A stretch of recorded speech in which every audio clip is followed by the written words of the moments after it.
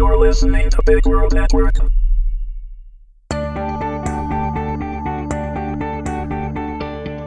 Accidental Passion, Episode 5, Freedom. Read by Meagan Hedin. Warning! Although there is no material subject matter within that couldn't be found in any general bookstore with no age constraint, this series is rated 18 and contains adult situations and content. It is intended for mature audiences only and should not be read if you are uncomfortable with graphic sexual intimacy. Rick knew he needed a good lawyer, and a good lawyer is what he found. He had called Martha Reagan, a lawyer he had used in the past when a dancer at one of his clubs had accused him of not paying her as agreed upon. Martha had made mincemeat out of the stupid dancer, and he had been impressed with her. She was also pleasing on the eyes. He liked her because she never judged, nor was she particularly ethical. Having been released from the hospital, his shoulder taped up from the bullet wound, Rick was pretty much out of pain, especially with the Percocet he had scored from the Detroit City Jail nurse he had flirted with and charmed. He didn't bother to ask if they were legally obtained by her or not. As Martha sat in front of him in a city jail consulting room, her dark hair pulled back in a tight bun, Rick couldn't help but notice her top 2 buttons were open on her white blouse, allowing him glimpses of the top of her breasts and a very light pink bra with lots of lace. It was hard for him not to stare. Aside from the weapons charge, which is a first offense, I don't think they have much of a case against you.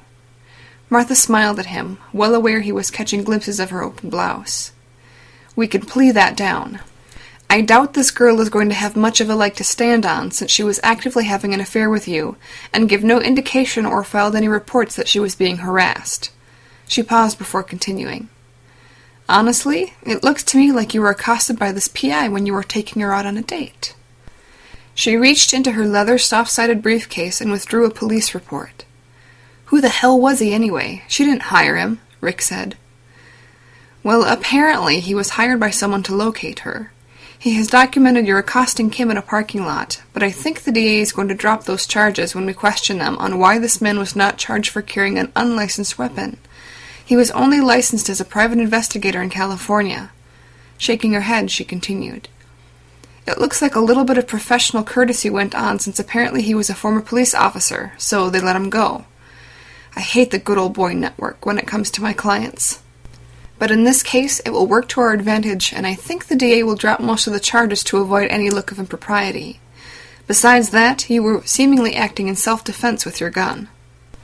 So what are you saying? Rick asked, careful not to let his eyes drift down to her chest as her eyes met his. I will have you out of here within the hour, and by the time this goes to trial, if it even does, it will be time served. Martha smiled. No fucking way. They have me on assault with a deadly weapon, kidnapping, and aggravated assault. Within the hour, she smiled. You will be sleeping in your own bed tonight. Just promise me you will stay away from this girl. True to her word, 50 minutes later, Rick was changing out of his jail jumpsuit and into the clothes he was wearing when he was arrested. Alicia laid back on the couch, her feet propped up in Mary's lap while talking on her smartphone. Mary was continuing to watch the television, but had lowered the volume for Alicia. Yes, I would be willing to do that for Kim. How scary. Okay, thank you, Alicia said into her phone before hanging up. What was that all about? Mary asked. You aren't going to believe this. Alicia looked at Mary, her eyes wide open. Wow, remember when we ran into my dentist's wife, Kim, at the wine store? Yeah, Mary replied. That man that approached her that we scared off apparently tried to kidnap her or something from her home. I've been asked to testify if needed in court as to what we saw that day. Alicia paused, a little too long for Mary. Is she okay? What happened?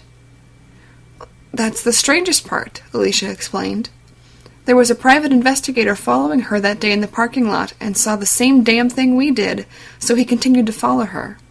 He ended up shooting the guy to keep Kim from being taken. The guy we saw was only wounded, I guessed, but that was the private investigator on the phone asking if I would be willing to testify if needed. Wow. Mary let out a long, slow breath. That is unbelievable.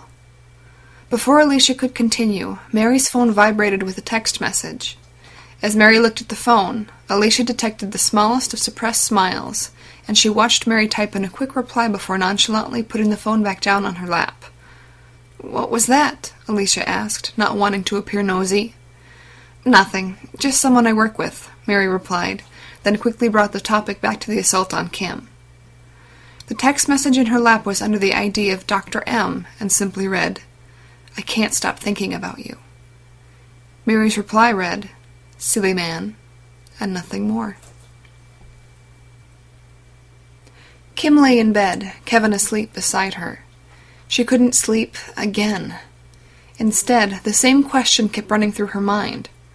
Why hadn't he called her yet? He being Ryan, the same Ryan she had been fantasizing about since her flight home to Detroit, the same Ryan who had in effect possibly saved her life by having Woods follow her, and the same Ryan she now knew after an internet search to be the famous author Ryan McCoy. Lying in the dark, as she had done repeatedly so many nights since the flight, she thought about him, touching herself, trying to remember every detail of their encounter. She had refreshed her memory of what he looked like by looking at his pictures when she ran a search for him on Google. He was so sexy, so cute, and so perfect with his red hair. Again, as she imagined him, his touch, she began to gently rub herself through her thin panties under the covers as Kevin slept beside her. As she increased the friction, her thoughts remembering how she had to remain perfectly still as Ryan had touched her, she struggled to do the same now to prevent waking up Kevin. Having to restrain her movements and breathing added to the transformation back to the flight in her imagination. She quickly reached her peak, 2 fingers rubbing furiously over the fabric, and arched her hips up as she held her breath, silently reliving her moment with Ryan.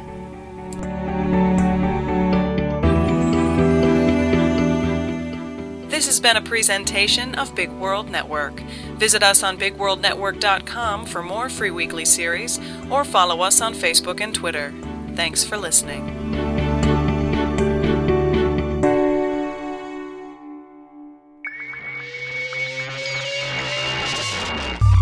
You're listening to Big World Network.